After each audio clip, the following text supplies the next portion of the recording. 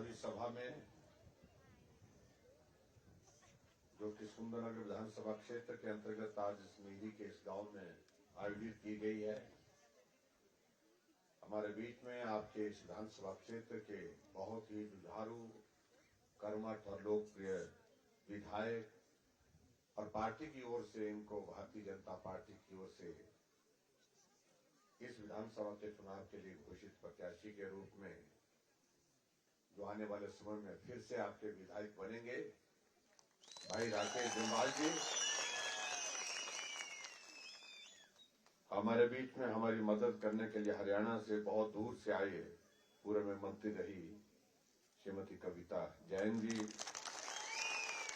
Party के हमारे साथी भाई टेकचंद वर्मा जी, मंडल के अध्यक्ष उपाध्यक्ष श्री धनीराम जी, मंडल के सचिव श्री हरि सिंह जी, पार्टी के हमारे महामंत्री जिला के श्री ओम प्रकाश जी, पार्टी के साथी धर्मपाल जी, यहाँ उपस्थित स्थानीय पंचायत के प्रधान, उप प्रधान, पंचायतों के सभी चुने हुए प्रतिनिधि, भाइयों बहनों, नौजवान साथियों और पत्रकार मित्रों,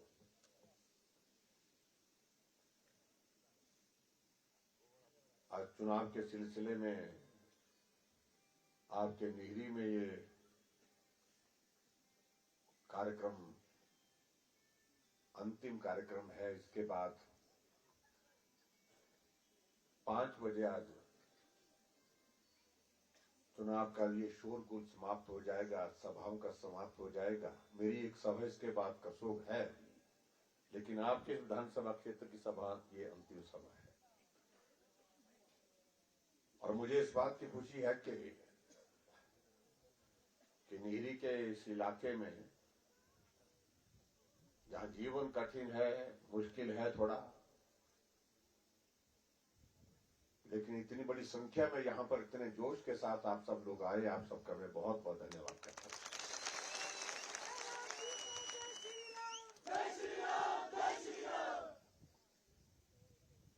मैं कई बार भाई राकेश को बोलता था इस बात के लिए कि भाई नीरी जाना हमारा कम हो पाता है,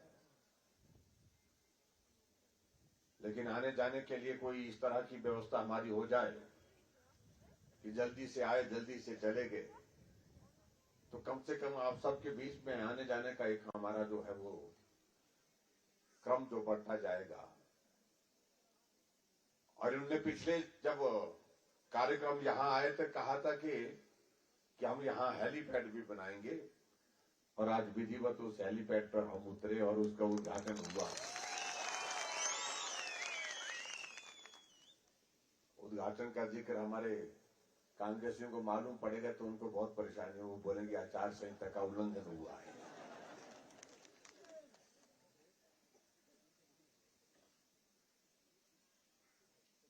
ये इलाका सुंदरनगर विधानसभा क्षेत्र का हिस्सा बना डिलिमिटेशन के बाद, और ये इलाका ऐसा इलाका है जो मेरे विधानसभा क्षेत्र के साथ लगने वाला जैसा इलाका होता वैसा इलाका है। पहाड़ है, जीवन भी उसी तरह का कठिन,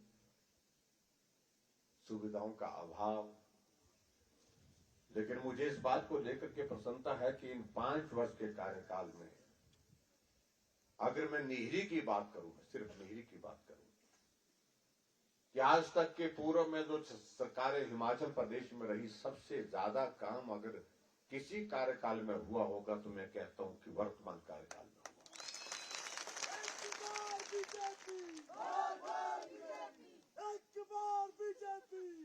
भाई राकेश जम्वाल जी हमेशा मेरा नीरी में ये रह गया, मेरा नीरी में वो रह गया, मेरा नीरी का काम ये रह गया, मेरा नीरी का, यानी कि नया इलाका होने के बावजूद इस क्षेत्र में, सुंदरनगर विधानसभा क्षेत्र में आपके इस क्षेत्र की विकास की चिंता विधायक इस कदर करे, इस बात से सहज रूप से आप अंदाजा लगा सकते हैं कि आपके विधायक आप सबके बीच में आकर के आपकी सेवा करने का भाव किस कदर रखते हैं, इस बात को समझ रखा।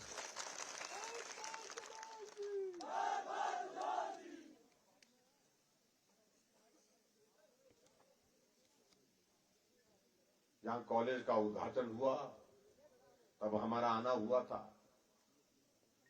आप लोगों ने कहा कि ये सुंदरनगर से दूर पड़ता है, आना जाना मुश्किल हो जाता है। पंचायतें शायद 18 थी, हमने कहा पंचायतें 20 से ऊपर चाहिए, 25 से ऊपर चाहिए। फिर भी हमने सारी चीजों को दरकिनार छोड़ करके कि गांव के लोगों को, दूर रहने वाले लोगों को, कठिन क्षेत्र में रहने वाले लोगों के लिए सुविधा देना हमारी प्राथमिकता है। और इसलिए हमने कहा कि आपको बीडीओ का ऑफिस यहीं पर नीली में ही खोल, आपकी आईटीआई का उद्घाटन हुआ, आपके रेस्ट हाउस का निर्माण कार्य युद्ध स्तर पर चला, वो तेजी से चला हुआ है। आपके यहां पर आप लोगों ने पीएससी मांगे, स्कूल मांगे, जो मांगा हो, जो दिया जा सकता था वो सब दिया है। और इसलिए जब आज हम 5 वर्ष के बाद आप सबके बीच में आए तो आपके चेहरे में इस तरह का भाव नहीं है कि जो मांगा था वो मिला नहीं, जो मांगा था वो मिला है। अब आपकी देने की बारी है, ये आपके चेहरे से साफ दिख रहा है। और इसलिए लग रहा है, और जो मैं यहां देख रहा हूं, जिस जोश और जुनून के साथ मैं आपके चेहरे को यहां पर पढ़ पा रहा हूं, तो मुझे तो ऐसा लग रहा है कि आपकी बार ये नींद जो है ये बिल्कुल कोरी है।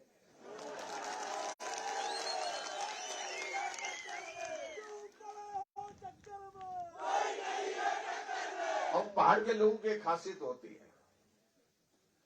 जब निकल जाते हैं कभी उठ जाते हैं, किस दिशा में उठ जाते हैं, जिस दिशा में उठ जाते हैं फिर कोरे उठते हैं, हेसरू, जिसको हमारे हेसरू बोलते हैं ना, हेसार लगा दिया तो लगा दिया भाई। तो इस बार ऐसा ही दिख रहा मुझे यहां पर।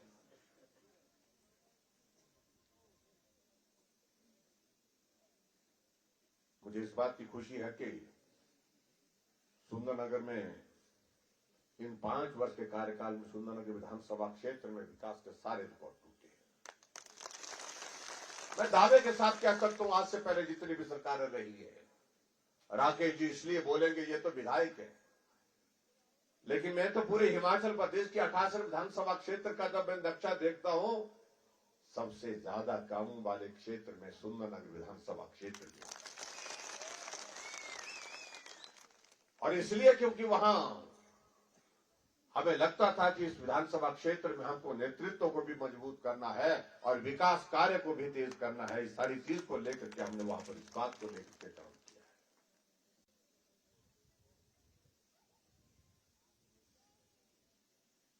अभी आदरणीय प्रधानमंत्री जी आए और उनका कार्यक्रम भी सुंदरनगर में हुआ।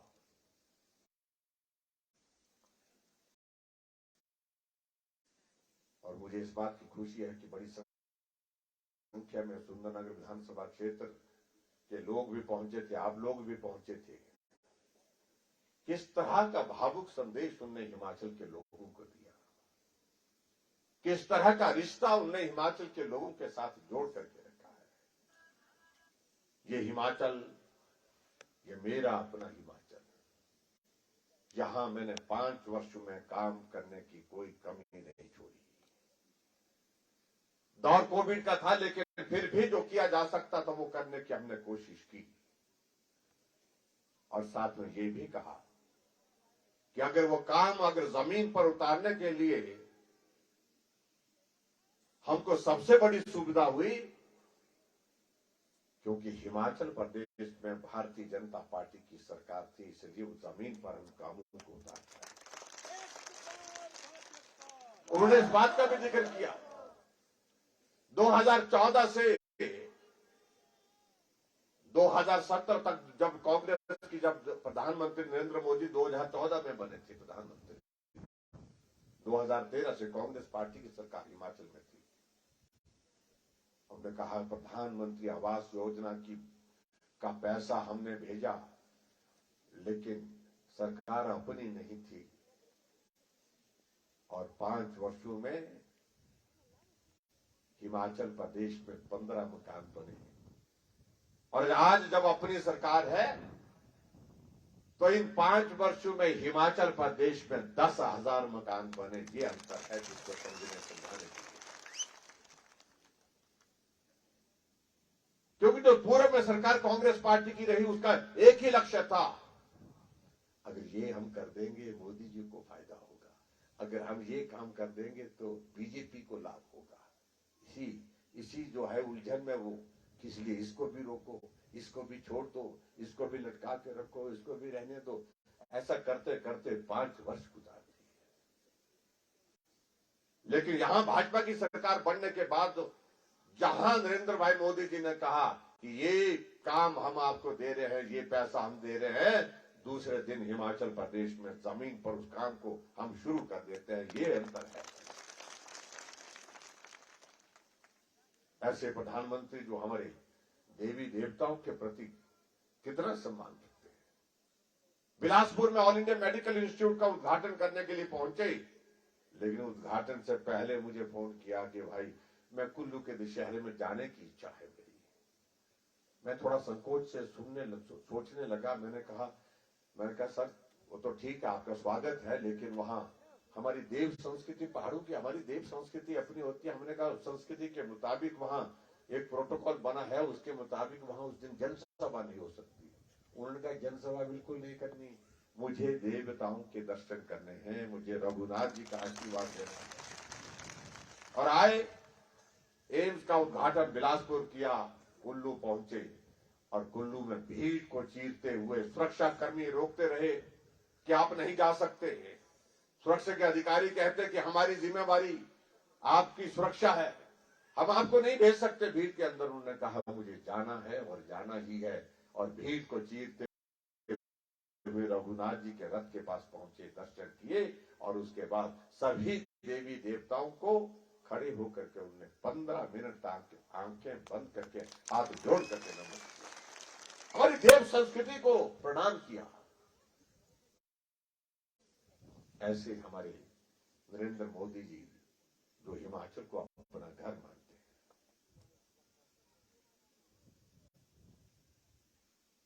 अभी केदारनाथ जाना हुआ जिसका मैंने जिक्र वहां सभा में किया था। सिर में हिमाचल की टोपी, ऊपर से गद्दी चौड़ा, और यहां कमर में जो हमारे बोलते हैं ना, जब गाची बोलते हैं उसको, आपके भी गाची बोलते हैं ना, हाँ, तो गाची, मफलर की गाची लगा करके पैर में पूड़े पहन करके वहां पर मंदिर के दर्शन करने की पूरे उनके वदन पर हिमाचल ऐसे सजा था जिसको दुनिया ने देखा। इसका मतलब क्या है? मतलब ये है कि हिमाचल के प्रति, हिमाचल की हर बात के प्रति उनका कितना सम्मान है।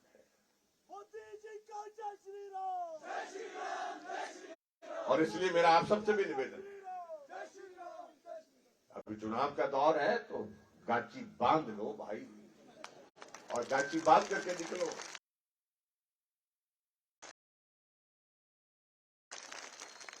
हमारे होता है ना, जब बड़ा कोई काम करना होता है, कोई बड़ा, कोई बड़ा ब्राल करना, ब्राल बोलते हैं कि नहीं, ब्राल जिसको भी उसको उठा करके लाते हैं, बड़ा जिसको ठेला लकड़ी का,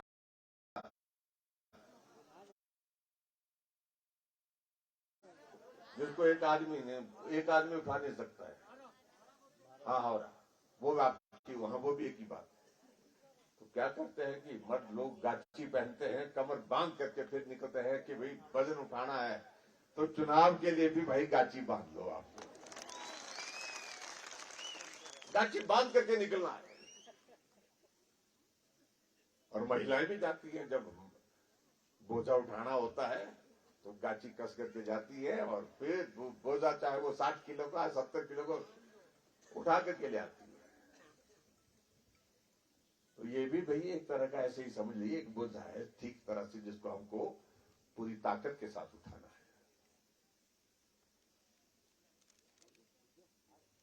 हिमाचल में हमारी सरकार ने 5 वर्ष के कार्यकाल में जो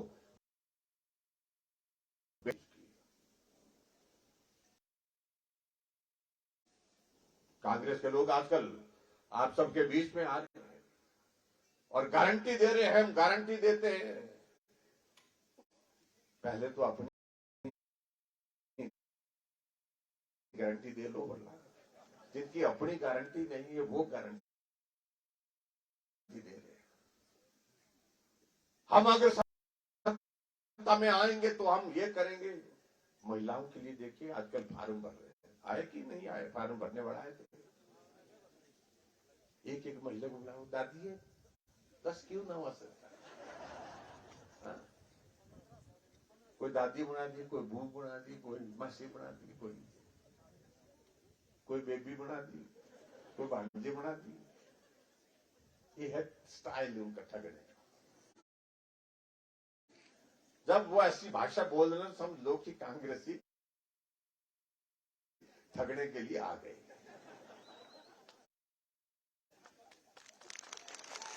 फार्म भर रहे।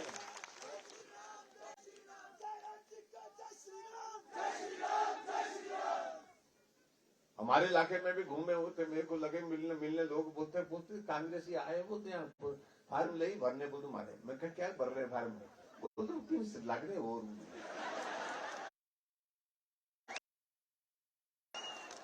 एक बुजुर्ग ने कहा कि भाई पिंस तो लगा दिए जयराम ने, बोलता है यहाँ मिलाने और कुछ।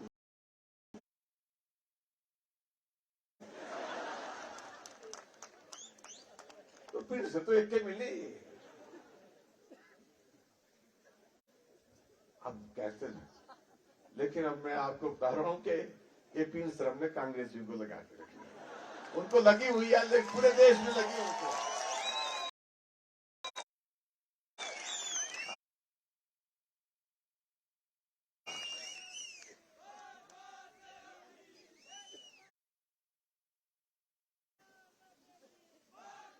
अरे लोगों को गुमराह करने की कोशिश कर रहे हैं। वो कह रहे हैं कि हम आएंगे तो हम ये करेंगे, हम 1500 रुपए देंगे महिलाओं के खाते में, हम आएंगे तो हम बेरोजगारी को समाप्त कर देंगे, 1 लाख नौकरियां दे देंगे। पहले तो हमको बताओ कि 2013 में उन्होंने कहा था, 2013 के चुनाव में कहा था कि हमको हिमाचल प्रदेश में सरकार बनाने का मौका दीजिए, हर एक परिवार से एक आदमी को, एक नौजवान को सरकारी नौकरी देंगे। बोला था कि नहीं बोला था? सबको मिल गई नौकरी। एक नौजवान को, एक बेरोजगार नौजवान को हम हर घर से सरकारी नौकरी देंगे, ये बोला था। सबको मिल गए,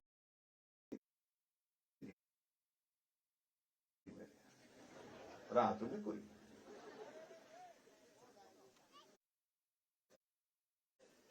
अगर आएंगे अब की बार ना, तो ऐसी गारंटी करो, उनकी ऐसी गारंटी करो कि उनको जिंदगी में याद रहे। पिछली बार कहा कि हम आएंगे सत्ता में, हम बेरोजगारी भत्ता देंगे, हर नौजवान को बेरोजगारी भत्ता मिल रहा ना नीरी में? हाँ, नहीं मिल रहा है, कहां से मिलेगा? और यही बात अब की बात कह रहे हैं।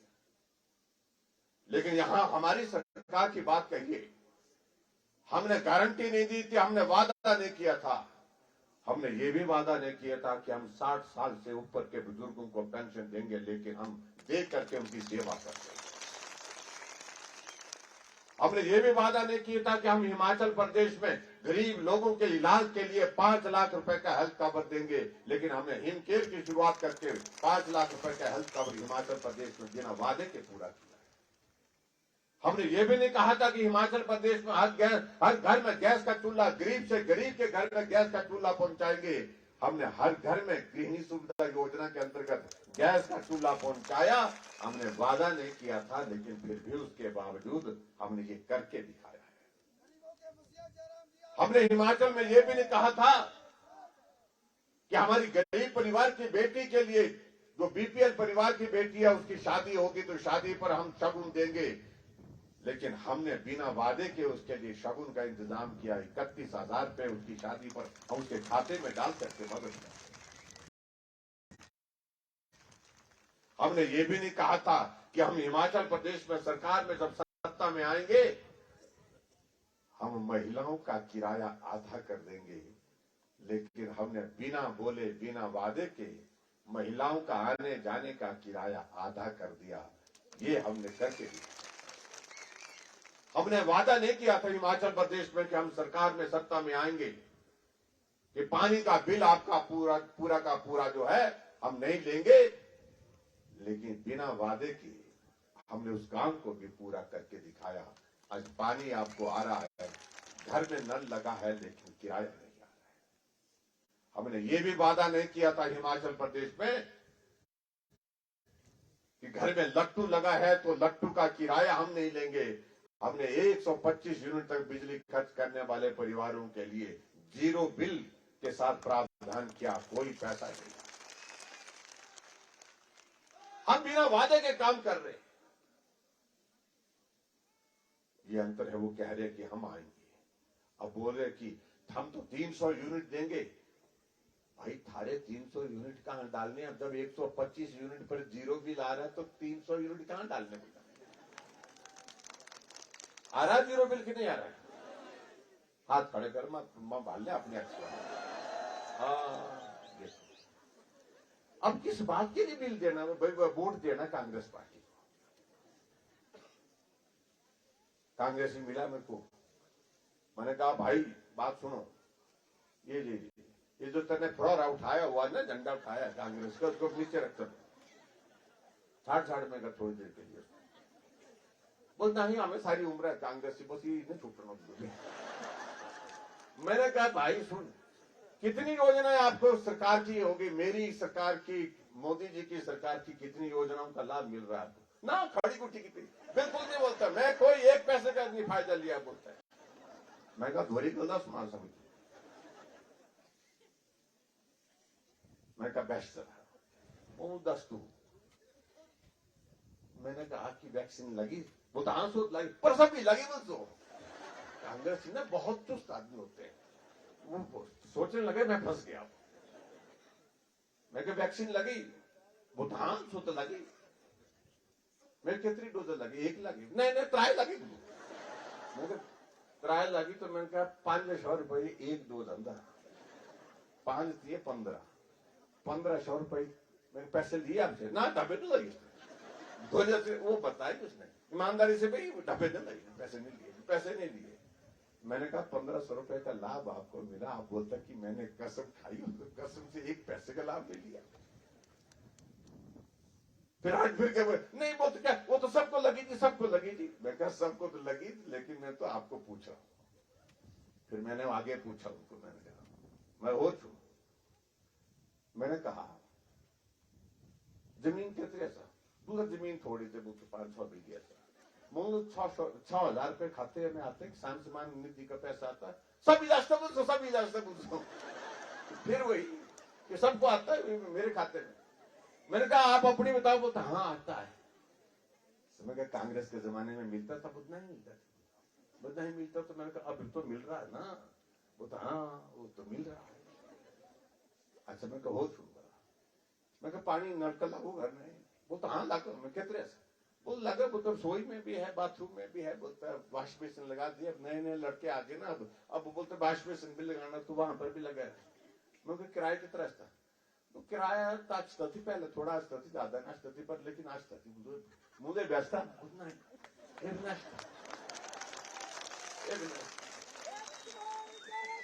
मैं क्या बोल फिर मैं क्या बिजली लगे घर नहीं? बोला हाँ लगे। मुंह कितने लाटू लगे रहे? बोला लगे 8, 9 को 8, 9, 10 करने लगे रहे। मैंने क्या किराया कितने आता था? बोल किराया आता था 450 आता था, कभी 500 भी आ जाता था, कभी 600 भी आता था। तो मुझे भी कितना था? मुझे बेनाश्ता अब नहीं आता। मैंने कहा फिर बोल आपने तो खड़ी गुट्ठी की। खड़ी गुट्ठी भाई करनी? बोल हाँ सारी ऊपर कांग्रेस से कहा जाऊंगा। ये हालत है उनकी। आप कांग्रेस की सभा में जाकर के उनको पूछो, उनको बोलो कि आपको कितनी योजना, एक परिवार में 8, 7 योजनाओं का लाभार्थी है उनके कांग्रेस में, झंडा तका हुआ कांग्रेस का। मैंने कहा पूरी झाड़ देश है मुक्की है तापी कितनी ढाकनी है मैं कहा पर जाने दो वो है तो सच्ची है तो बात तो सच्ची है लेकिन क्या करें वो सही जाइए तो जाइए कतबा तो इसलिए मैंने कहा भाई छाड़ बोले ये बड़ा मुश्किल काम छाड़ न छूटेंगे तो ऐसी स्थिति है कांग्रेस की मालूम है उनको दिल को उनको मालूम है कि इतनी सारी योजनाओं का लाभ हम ले रहे हैं उसके बावजूद भी जो है मैंने कहा थोड़े दौर दिन तक भी डरा हम पहाड़ी आदमी होते हैं ना बाकी चीजों से डरे थे ना लेकिन देखते के नाम लेते फिर डरते एक कांग्रेसी पढ़ने डराने ऐसे देखते के तब जाके डरेंगे थोड़े लेकिन क्या करें ये सारी स्थिति ऐसी है इसलिए भाई अब इस चुनाव में हमने बोला कि भाई अब इस चुनाव में हमने एक नारा दिया है रिवाज बदलो कांग्रेस को बहुत परेशानी नहीं ये बात ठीक नहीं बोलती रिवाज नहीं बदलना मैंने कहा क्यों भी इस बात पे परेशानी क्यों है वो तो मौसम 5 साल बाद हमारी बारी आ रही थी बारी के हिसाब से हमारी बारी आ रही है मैंने कहा बारी का रिवाज पूरे देश में खत्म हो गया पूरे देश में कहीं बारी का रिवाज रहा नहीं अब तो भाजपा की सरकारें हर जगह बन रही है जहां नहीं बनती थी वहां भी बन रही हैं और जिन राज्यों में भारतीय जनता पार्टी की सरकारें 5 वर्ष बनती थी उसके बाद बदल जाती थी उन राज्यों में भी भाजपा की सरकारें बन गई उत्तराखंड में बन गई भाजपा की सरकार रिवाज बदल गया योगी जी फिर चुने गई उत्तर प्रदेश में हर 5 वर्ष के बाद सरकार बदल जाती थी रिवाज बदल गया असम में सरकार फिर बन गई वहां भी 5 वर्ष के बाद रिवाज बदल गया ये सरकार बदल जाती थी रिवाज बदल गया मणिपुर में गोवा में हरियाणा में हर जगह रिवाज बदल गया तो हम क्यों ना बदले भाई बदलना है इसलिए जोर लगाना है भाई और बहनों मेरा आप सबसे यही निवेदन बाकी बातें जो कही यहां पर आदरणीय प्रधानमंत्री जी ने एक बात कही है जिसको आप लोगों ने सुंदरनगर में सुना भी होगा उन्होंने कहा कि हिमाचल मेरे दिल के करीब है इन 5 वर्षों में हिमाचल के लिए मैंने बहुत कुछ किया है ऑल इंडिया मेडिकल इंस्टीट्यूट दिया बहुत सारी चीजें दी लेकिन मैं हिमाचल में एक बार नहीं अनेक बार आए 9 बार 5 साल में 9 बार आए मुख्यमंत्री प्रधानमंत्री लेकिन कांग्रेसियों की एक ही आदत वे प्रधानमंत्री आए तो दिया कुछ नहीं बोलते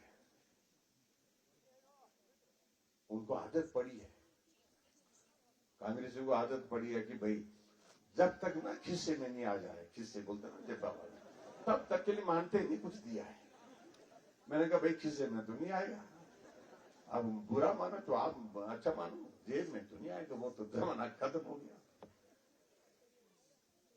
कुछ नहीं दिया ऑल इंडिया मेडिकल इंस्टीट्यूट शिलान्यास भी आदरणीय मोदी जी ने किया और उद्घाटन भी करके गए हमारे लिए एम्स का मतलब दिल्ली होता था अब एम्स का मतलब बिलासपुर हो गया ऊना में आए बल्क ड्रग फार्मा पार्क जहां 20,000 नौजवानों को रोजगार मिलेगा पूरे देश में 3 मिले एक हिमाचल प्रदेश को मिला उसका शिलान्यास वहां पर किया वंदे भारत ट्रेन जो पूरे देश में 4 ट्रेनें शुरू हुई एक हिमाचल प्रदेश के ऊना से हुई और उसके बावजूद कांग्रेस के लोग बोलते हैं कि कुछ नहीं किया चंबा पहुंचे 3,000 करोड़ रुपए की प्रधानमंत्री ग्राम सड़क योजना की शुरुआत की गई हिमाचल के लिए फेज 3 की और उसके बावजूद बोलते हैं कि कुछ नहीं मिला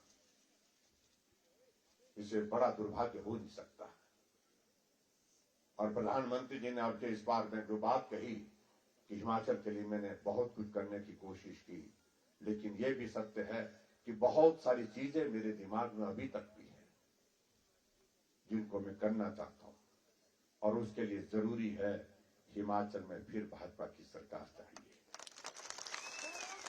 और भाजपा की सरकार चाहिए ताकि दिल्ली से जो भी पैसा आए वो जमीन पर लगे जो काम दिया है उस काम पर लगे ये तभी संभव है जब आपके सुंदरनगर से राकेश जम्वाल जी हिमाचल प्रदेश की विधानसभा के अंदर पहुंचे।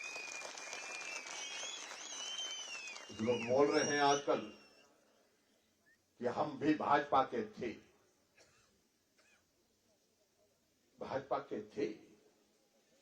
लेकिन अब नहीं है। इस बात को उनको समझना होगा। अब की बार पार्टी ने एक निर्णय लिया है और प्रधानमंत्री जी और हमारे पार्टी के राष्ट्रीय नेतृत्व ने तय किया है, जिन लोगों ने इस बार पार्टी के खिलाफ चुनाव लड़ा है उनको कम से कम 10 साल तक पार्टी में वापस नहीं लेंगे। ये भी हमारे सामने सीधा है, यहां कौन खड़ा है कौन नहीं खड़ा है उसका कोई मतलब नहीं रह गया। हमारे सामने सिर्फ लक्ष्य एक है, नरेंद्र भाई मोदी जी को मजबूत करना, देश को मजबूत करना, और उसमें हिमाचल प्रदेश नरेंद्र भाई मोदी जी के साथ चट्टान की तरह खड़ा होगा। देश मजबूत करने के लिए, मोदी जी को मजबूत करने के लिए भाजपा की सरकार चाहिए, और भाजपा की सरकार हिमाचल प्रदेश में तब बनेगी जब हमारे विधायक चुन करके, भारतीय जनता पार्टी के चुन करके शिमला पहुंचेंगे, तब बनेगी। और उसके लिए जो कमल का फूल एकमात्र लक्ष्य आपके सामने रखा गया है, उस फूल पर नजर देनी है, उस फूल पर नजर टिकानी है, और फूल का बटन दबा करके आप भाई राकेश जम्वाल जी को अपना आशीर्वाद दो। मैं आप सबके बीच में इतना ही कहना चाहता हूँ, सुंदरनगर विधानसभा क्षेत्र का नक्शा बदल करके रख देंगे, और आपका ये जो नीरी का ये इलाका जो हमारा भौगोलिक दृष्टि से कठिन है, यहाँ जो भी विकास कार्य करने होंगे आप सूचीबद्ध तैयार करके रखें। चुनाव का परिणाम निकलने के बाद, सरकार बनने के पश्चात जो चाहिए होगा वो किया जाएगा। ये मैं आप सबके बीच में कहने के लिए आया हूँ। और आज के इस कार्यक्रम में मैं आप सबके बीच में ये भी कहना चाह रहा हूँ, परीक्षा कड़ी होती है, पहली बार जीतने के बाद दूसरी परीक्षा कई बार कड़ी होती है, और इस परीक्षा में मैंने कहा गाची बांध करके निकल जाओ भाई, और निश्चित रूप से ये दौर पार करने के बाद आगे आपका रास्ता लंबे समय के लिए खुला है, कोई बाधा नहीं होगी, कोई रुकावट नहीं होगी। ऐसी परिस्थिति आपके सामने आने वाली है। और मैं ये भी कहूंगा कि सुंदरनगर विधानसभा क्षेत्र दूसरी बार जब जीत करके शिमला में विधानसभा में पहुंचेगा, आपके मान सम्मान की चिंता हम करेंगे। इतनी बात कहते हुए आप सबका बहुत बहुत धन्यवाद, बहुत बहुत धन्यवाद। नमस्कार, जय हिंद, जय हिमाचल। आन हमारी शान हमारी, आन हमारी शान